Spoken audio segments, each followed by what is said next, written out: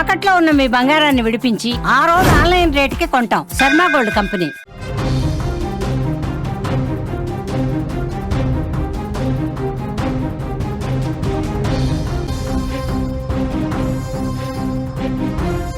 సహస్ర హత్య కేసు ఏదైతే సహస్ర హత్య కేసు ఉందో ఈ హత్య కేసు పొర్రపాటున చేసిన హత్యగా కనిపించట్లేదు. ఎందుకో ప్రొఫెషనల్గా హత్య చేశాడా అనే అనుమానం కలుగుతోంది. సహస్ర హత్య కేసులో ఇంకా సందేహాలు కనిపిస్తూనే ఉన్నాయి. హంతకుడు పోలీసులకు పిట్ట కథలు చెప్పి తప్పుదారి పట్టిస్తున్నాడా అనే అనుమానాలు కలుగుతున్నాయి. ఎందుకంటే సహస్ర హత్య కేసులో హంతకుడు చెప్పిన రీజన్స్, అట్లాగే అక్కడ జరిగిన సీన్స్, మనకు కనిపించిన సీన్స్, వీడియోస్లో విజువల్స్లో మనకు కనిపించిన సీన్స్ని మ్యాచ్ చేసే ప్రయత్నం చేస్తే అనేక రకాల సందేహాలు కలుగుతున్నాయి.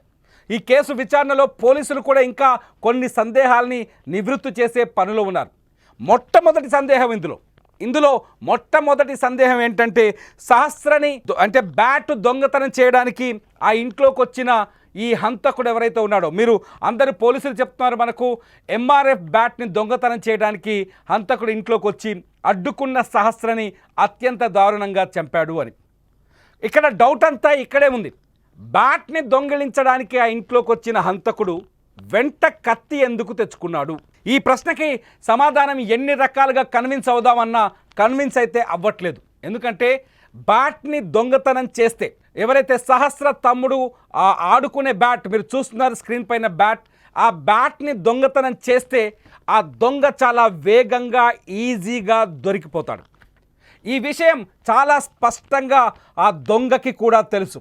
ఎందుకంటే ఆ హంతకుడు 14 ఏళ్ల వయసే ఉన్న గజ దొంగగా కనిపిస్తున్నాడు. చాలా స్పష్టంగా హంతకుడు గజ దొంగగా కనిపిస్తున్నాడు. లేదంటే వాడి దొంగతనాల గురించి ఆ ఇంట్లో ఉన్న వాళ్ళందరికీ తెలుసనే అనుమానం కూడా కలుగుతోంది. చాలా సింపుల్ ప్రశ్న. ఈ ప్రశ్నకి సమాధానం కొంత వెతికే ప్రయత్నం చేద్దాం, అనాలిసిస్ చేసే ప్రయత్నం చేద్దాం. బ్యాట్ని దొంగిలించడానికి వస్తే వెంట కత్తి ఎందుకు తెచ్చుకున్నాడు? వెంట కత్తి తెచ్చుకొని ఎందుకు సహస్రని 21 సార్లు కసిదీర పొడిచాడు? అంటే ఇక్కడ ఏదో సహస్ర పైన వీడికి కోపం ఉందనే అనుమానం ఒకటి కలుగుతోంది. రెండోది వచ్చేసి వాడొచ్చింది బ్యాట్ దొంగతనం కోసం కాదనే అనుమానం కలుగుతోంది. పోలీసులు చెప్పిన మాటల ప్రకారమే కొంత వెనక్కి వెళ్దాం. పోలీసులు ఏం చెప్తున్నారు? వాడి లెటర్ ఏదైతే దొరికిందో ఆ లెటర్ ఈ ఇంట్లో దొంగతనం కోసం రాసుకున్న లెటర్ కాదు. అందులో చాలా స్పష్టంగా ఉంది, ఆ ఇంట్లోకి చొరబడాలి, మనీ కొట్టేయాలి, గ్యాస్ పైప్ కట్ చేయాలి, ఇల్లును తగలబెట్టి వెళ్ళిపోవాలి అని. మనకు వాడు రాసిన ఇంగ్లీషు, వాడు 10th క్లాస్ చదివాడు కానీ యూకేజీ వాడు రాసే ఇంగ్లీష్లో రాశాడు. ఆ లెటర్ని మనం పరిశీలిస్తే అతను 10th క్లాస్ చదివానని చెప్తాడు కానీ యూకేజీ వాడు రాసే భాషలో రాశాడు. ఎందుకంటే వీడు స్కూల్కి వెళ్ళడు, చదువుతుంది 10వ తరగతి అయినప్పటికీ వీడు స్కూల్కి వెళ్ళడు, స్కూల్లో ఎవరితో మాట్లాడడు, స్కూల్కి వెళ్ళమని తల్లిదండ్రి వీని మీద ఫోర్స్ చేయరు, స్కూల్కి వెళ్ళకపోయినా వీడిని పట్టించుకోరు. ఇంకా చెప్పాలంటే వాడు స్నానమే చేయడు. మనకున్న సమాచారం ప్రకారం అక్కడ తెలుస్తున్న గ్రౌండ్ రియాలిటీ ప్రకారం చూస్తే వాడు స్నానం కూడా చేయడని అర్థమవుతుంది. అటువంటి వాడు సహస్ర ఇంట్లోకి వెంట కత్తెందుకు తెచ్చుకున్నాడు? ఒకవేళ బ్యాట్ని దొంగిలించడానికి వచ్చేటప్పుడు ఎవరైనా ఎదురిస్తే కత్తితో బెదిరించాలనుకున్నాడు అని అనుకుందాం, మన మాటకు అనుకుందాం. వాళ్ళ మమ్మీ సహస్ర తల్లి ఉండేది, ఆమెను కూడా పొడిచేవాడేనా? లేకపోతే తండ్రి ఉండేవాడు, అతన్ని కూడా పొడిచేవాడా? పిల్లాడుంటే పిల్లాడిని పొలిచేవాడా? అంటే వాడు వచ్చింది బ్యాట్ని దొంగతనం చేయడానికి కాదు, వేరే ఏదో దొంగతనం చేయడానికి వచ్చాడు అనే డౌట్ కలుగుతుంది ఇక్కడ. ఎందుకంటే వాడు నెల రోజుల క్రితం లెటర్ రాసుకుంది దొంగతనం కోసమే. 2 నెలల క్రితం ఆ ఫోన్ కొనుగోలు చేసింది, తల్లి డబ్బు ఇవ్వకుండా, తండ్రి డబ్బులు ఇవ్వకుండా ఒక ఫోన్ కొన్నాడు. ఆ ఫోన్ కూడా దొంగతనం చేసే కొన్నాడని అర్థమవుతుంది చాలా స్పష్టంగా ఇక్కడ. అందుకనే ఈ ప్రశ్న పైన అనుమానాలు కలగడానికి ఇన్ని రీజన్స్ ఉన్నాయి. బ్యాట్ని దొంగతనం చేయడానికి వచ్చేవాడు వెంట కత్తెందుకు తెచ్చుకుంటాడు? ఇక్కడే ఇంకొక క్వశ్చన్, ఇందులోనే ఇంకొక యాంగిల్లోకి వెళ్దాం. ఒకవేళ ఆ బ్యాట్ని దొంగిలించడానికి ఇంట్లోకి వచ్చాడనుకోండి, కత్తి తీసుకొని ఇంట్లోకి వచ్చి బ్యాట్ని దొంగిలించడానికి వచ్చాడనుకోండి, ఆ బ్యాట్ ఎంతసేపట్లో దొరుకుతుంది? దొంగతనానికి గురైన బ్యాట్ ఈజీగా దొరుకుతుంది కదా. రేపు పొద్దున మళ్ళీ సహస్ర తమ్ముడితోటే కదా వీడు క్రికెట్ ఆడాల్సింది. క్రికెట్ ఆడుతాడు మనం అనుకుందాం, సహస్ర తమ్ముడితోటే ఆడతాడు కదా, లేకపోతే స్కూల్ ఫ్రెండ్స్తో ఆడతాడు కదా, లేకపోతే ఇంకో గల్లీలో ఆడతాడు కదా. ఎక్కడ ఆడినా ఈ ఎంఆర్ఎఫ్ బ్యాట్ ఈజీగా దొరుకుతుంది కదా. రంగుతో ఎంఆర్ఎఫ్ అని రాస్తున్న ఈ బ్యాట్ని ఈజీగా గుర్తించవచ్చు కదా. 150 రూపాయలు ఈ బ్యాట్ని. అంటే వాడు వచ్చింది బ్యాట్ని దొంగిలించడానికి కాదు, ఖచ్చితంగా హత్య చేయడానికే వచ్చాడనే అనుమానాలు ఇక్కడ చాలా స్పష్టంగా బలపడుతున్నాయి. ఎందుకంటే హంతకుడు అత్యంత ప్రొఫెషనల్గా కిల్ చేసి చంపాడు అమ్మాయిని. 21 సార్లు పొడవాల్సిన అవసరం ఏముంది అమ్మాయిని? 21 సార్లు ఎందుకు పొడుస్తాడు? ఏదైనా కోపం ఉంటే కానీ, లేకపోతే ఏదైనా పగ ఉంటే కానీ. ఎందుకంటే టీవీ సీరియల్స్ చూసో లేకపోతే ఓటీటీ ప్లాట్ఫామ్స్ చూసో హత్య చేసే వరకు మాత్రం ఇక్కడ కూడా ఇంకోటి కూడా అనుకుందాం, ఈ పగ ప్రతీకారాలు లేకుండా ఇంత దారుణంగా ఎవడు చంపడు. కొద్దిసేపటి క్రితమే చూసాం, బోడుప్పల్లో మహేందర్ రెడ్డి అనేవాడు తన భార్యని కత్తితో ముక్కలు ముక్కలుగా నరికాడు. అది ప్రతీకారం, పగ, వదిలించుకోవాలనే ఆలోచన. మరి వీడికి ఎందుకు అనిపించింది? 20 సార్లు పొడవాల్సిన ఆలోచన వీడికి ఎందుకు వచ్చింది అంటే ఖచ్చితంగా వాడి ఉద్దేశం ఏంటంటే వాడు పొరపాటున చేసిన హత్య కాదు, ఇది ప్రొఫెషనల్గా చేసిన హత్య అని అర్థమవుతుంది. ఇక రెండో పాయింట్లోకి వెళ్తే వీడు ఈ హంతకుడు నిజంగా ఓటీటీలను చూసి సోషల్ మీడియాను చూసి ప్రభావితమయ్యాడని మనం అనుకుందాం. ఓటీటీలను సోషల్ మీడియాను చూసి ప్రభావితమైతే హత్య చేసే వరకు మాత్రమే కనిపిస్తుంది, కానీ హత్య జరిగిన తర్వాత ఖచ్చితంగా భయం కలుగుతుంది. 14 ఏళ్ల పిల్లాడు పొరపాటున హత్య చేశాడు.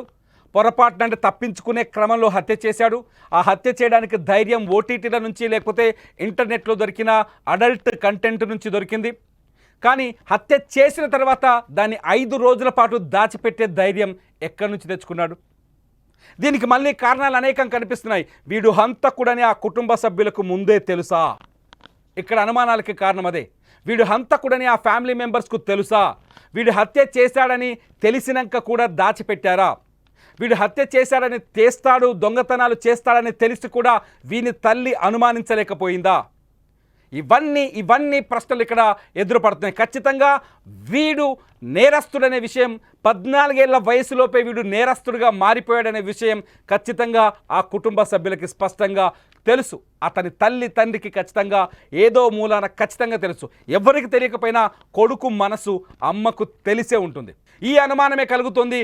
వీడు హత్య చేసిన తర్వాత కుటుంబ సభ్యులు దాన్ని దాచిపెట్టారేమో అనే సందేహం కలుగుతుంది. ఎందుకంటే వాళ్ళ అమ్మ మాటల్లోనే పోలీసులు చెప్పిన దాని ప్రకారం వింటే చాలా స్పష్టంగా చెప్పింది వాళ్ళ అమ్మ పోలీసులకు 2 నెలల క్రితం. ఎందుకంటే వాళ్ళ అమ్మ ఒక హౌస్ కీపింగ్గా పనిచేస్తుంది. వాళ్ళ నాన్న ఇంట్లోనే ఉంటాడు, ఏ సద్యోగం చేయడు. వాడికి ఒక అక్క ఒక చెల్లి ఉంది. వీడు ఎందుకంటే ఇంకొక మహిళని ఆ అక్క వయసులోనో చెల్లి వయసులో ఉన్న ఇంకొక బాలికని చంపడానికి అంత ఈజీగా వాడికి చేతులు రావు, ఏదో పగ ప్రతీకారం ఉంటే తప్ప. అందుకోసమే అడుగుతావు ఈ అనుమానాలు కలుగుతున్నాయి. తల్లి ఖచ్చితంగా వీడు చంపేశాడనే విషయాన్ని గుర్తించి ఉంటుంది. ఎందుకంటే పోలీసులకు వాళ్ళ అమ్మ చాలా స్పష్టంగా చెప్పింది ఏంటంటే 2 నెలల క్రితం మేము డబ్బులు ఇవ్వకపోయినా వాడు ఫోన్ కొనుక్కున్నాడంటే దొంగతనం, అంటే నేరం చేశాడు ఏదో ఒకటి. అది దొంగతనం కావచ్చు, లేకపోతే ఎదుటివారి ఫోన్ కొట్టేయచ్చు, లేకపోతే ఎవరినైనా కొట్టి డబ్బులు తెచ్చుకోవచ్చు, లేకపోతే ఏదైనా ఇంటిని దోచి డబ్బులు తెచ్చుకోవచ్చు. వీడు పక్కా ప్రొఫెషనల్ క్రిమినల్. 14 ఏళ్ల లోపు వయసున్న వీడు పక్కా ప్రొఫెషనల్ క్రిమినల్ అని ఇక్కడ స్పష్టంగా అర్థమవుతుంది. రెండో విషయం వాళ్ళ అమ్మ చెప్తుంది, నాకు కొంత నేను అనుమానించాను, నువ్వే నన్ను పట్టిస్తావా అని అన్నాడు అని. అంతే కదా, నువ్వు పట్టించాల్సిందే కదా. అంటే ఇది తప్పించుకునే ఉద్దేశంతో చెబుతున్న మాటలేమో అనే సందేహం కలుగుతోంది. ఇటువంటి సందేహమే. రెండో వచ్చేసి పోలీసులు ఏదైతే లెటర్ స్వాధీనం చేసుకున్నారో, ఏదైతే డబ్బు కోసం దొంగతనం చేయడానికి లెటర్ స్వాధీనం చేసుకున్నారో ఆ లెటర్ పైన కూడా ఇప్పుడు సందేహాలు కలుగుతున్నాయి. వీడు సహస్రని చంపడానికి ముందు ఖచ్చితంగా నేరాలు చేసి ఉంటాడు అనే సందేహాన్ని ఈ లెటర్ కలిగిస్తోంది. ఎందుకంటే ఈ లెటర్ 2 నెలల క్రితం రాశాడా, నెల రోజుల క్రితం రాశాడా, వారం క్రితం రాశాడని పక్కన పెడితే వాడి బ్రెయిన్లో ఉన్న నేరపూరితమైన ఆలోచనని ఒక పేజీ మీద పెట్టాడు. అంటే గతంలో వీడు ఈజీగా దొంగతనం చేయగలిగాడు, గతంలో వీడు డబ్బులు కొట్టుకొచ్చాడు. అయితే ఈ లెటర్లో ఉన్న ప్లాన్ ప్రకారం ఒక ఇల్లుని పేల్చేయాలనుకున్నాడు. అంటే వీరి ఆలోచనలే పూర్తి స్థాయి నేరపూరితంగా ప్రొఫెషనల్గా ఉన్నాయి. చూడండి, పెద్ద హంతకులకు కూడా ఇండియాలో అన్సాల్వ్డ్ కేసులు చాలా ఉన్నాయి. అటువంటి హంతకులకు ఉండే ఆలోచన వీడుకుంది.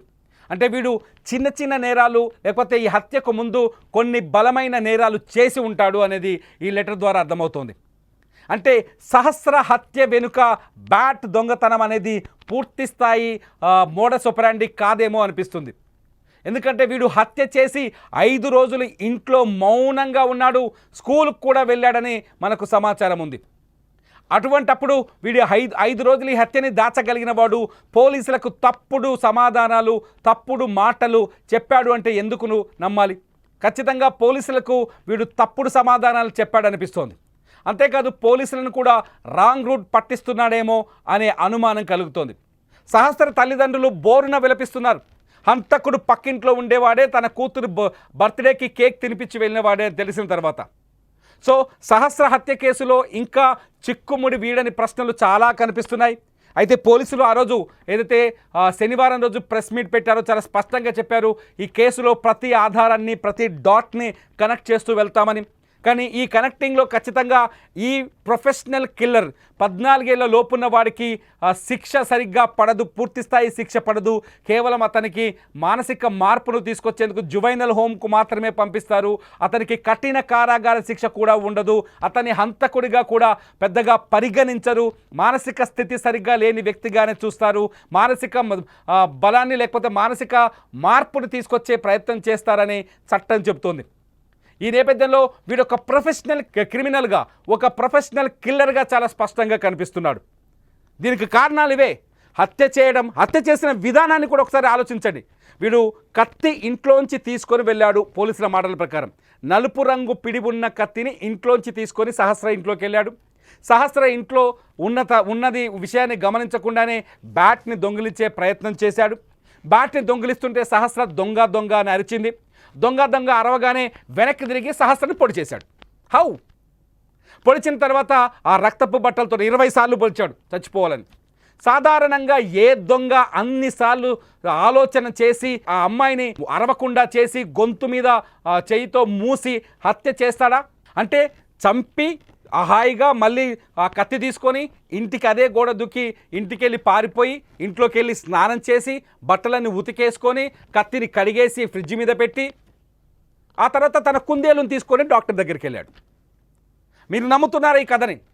నాకు నమ్మాలని అనిపించట్లేదు. ఎందుకంటే డౌట్స్ చాలా ఉన్నాయి, డౌట్స్ చాలా కలుగుతున్నాయి. పోలీసులు వీడిని మళ్ళీ విచారించాల్సిన అవసరం ఉందని అనిపిస్తోంది. మళ్ళీ సీన్ రీకన్స్ట్రక్షన్ చేయాల్సిన అవసరం ఉంది. ఎలా చంపావు అనే విషయాన్ని అక్కడికి తీసుకొచ్చి, నేరస్థలికి తీసుకొచ్చి రీకన్స్ట్రక్ట్ చేయాలేమో అనిపిస్తోంది. ఎందుకంటే వీడు చెప్పేవన్నీ పిట్ట కథలని, ప్రొఫెషనల్ కిల్లర్ కంటే ఎక్కువగా ఆలోచిస్తున్నాడని, హత్య చేసిన తర్వాత ఎలా తప్పించుకోవాలి, పోలీసులకు దొరికిన తర్వాత ఎలాంటి సమాధానాలు చెప్పాలి అని ముందే ఆలోచించుకున్నాడని అనుమానం కలుగుతోంది. దానికి సింపుల్ క్వశ్చన్ మళ్ళీ నేను మొదటికి వస్తున్నాను. బ్యాట్ దొంగతనం కోసం వస్తే వెంట కత్తి ఎందుకు తెచ్చుకుంటాడు? మీకేమనిపిస్తోంది? ఈ వీడియో కింద కామెంట్ చేయండి. లైవ్ అప్డేట్స్ కోసం చూస్తూనే ఉండండి సుమన్ టీవీ డిజిటల్ లైవ్, అట్లాగే సుమన్ టీవీ లైవ్.